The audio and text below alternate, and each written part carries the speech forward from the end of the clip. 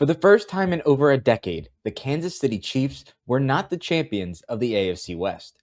A 14-3 record led the Denver Broncos to not only the AFC West title, but the 1 seed in the AFC last season. Denver was just a game away of reaching the Super Bowl for the first time since 2015 and had a tremendous season in year 2 of Bo Nix and year 3 of Sean Payton. Although the Kansas City Chiefs got off to a slow start last season, Patrick Mahomes tearing his ACL virtually ended any hope of Kansas City repeating in the division yet again. Seizing the moment, the Broncos took the opportunity to win the division, overcoming the Los Angeles Chargers. Since Patrick Mahomes became the starting quarterback for the Kansas City Chiefs, Kansas City has ran the AFC West. While the Chargers have made the playoffs various times throughout this stretch, they have never taken the next step, taking the division from their cross-country rivals in Kansas City. Denver was the first team to poke through the Mahomes-led Chiefs dynasty in this division. Was that a fluke? Or were the Broncos really that good last season? This season, we will find out if the Broncos are truly building a contender in Denver, or if the Chargers can finally take the next step under Jim Harbaugh. Or we'll find out if the Kansas City Chiefs can climb back to the mountaintop of their division. While the Las Vegas Raiders went out and drafted Fernando Mendoza with the first overall pick, and their future does look bright, they are still a team that is rebuilding.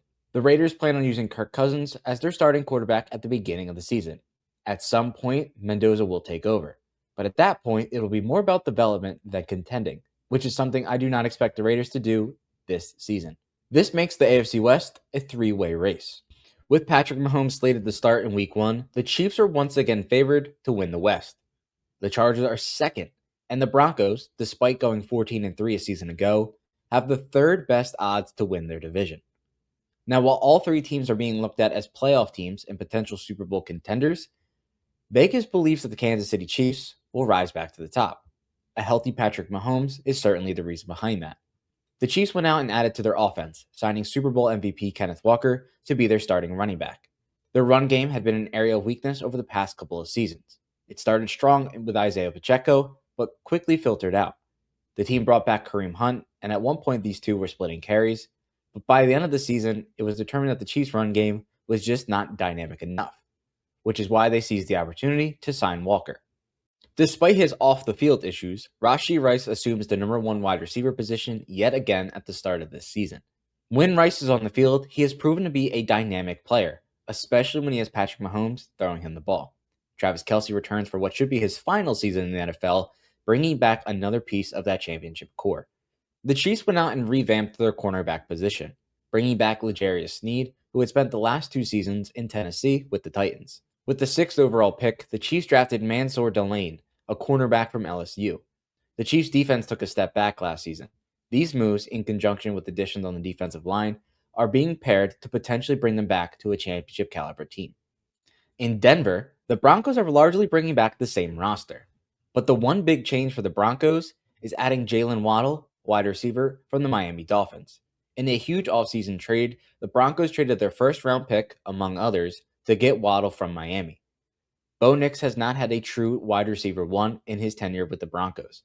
While Courtland Sutton has sure been his number 1 target, the Broncos need somebody who can stretch the field, and Waddle is that kind of player. By adding a dynamic wide receiver to their wide receiver core, the Broncos' passing game should improve. Another area of change for the Broncos is play calling. Offensive coordinator Davis Webb will now be calling plays in Denver, not Sean Payton. While Payton has called plays for the majority of his head coaching tenure, he's giving Davis Webb a chance to revitalize the offense. While Webb is certainly going to be a head coaching option at the end of the season, and it might not be a long-term change for Denver, it will be interesting to see how this change affects Bo Nix. Speaking of changes in play calling, the Los Angeles Chargers went out and signed Mike McDaniel, the former Miami Dolphins head coach, to be their offensive coordinator. McDaniel has been often considered an offensive guru, and despite the fact that the Dolphins have not been very good over the last couple seasons, does not diminish his talent calling plays. Going from Tua Tagovailoa and the other quarterbacks that have suited up for Miami to Justin Herbert will be quite the difference for McDaniel. Last season, the Denver Broncos took the next step and won the AFC West, proving that the Kansas City Chiefs can be beaten.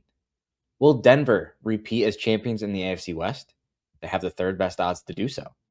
Do the Chargers finally take the next? Does new play calling and a healthy offensive line prove to be the difference that pushes the Chargers over the edge? Or will Kansas City return to the top of the AFC West? Can Patrick Mahomes, coming off a torn ACL, lead the Chiefs back to the top of the West? These are all questions that will be answered when the NFL kicks off in just a couple of weeks. But for now, let me know who you expect to win the AFC West in the comments down below.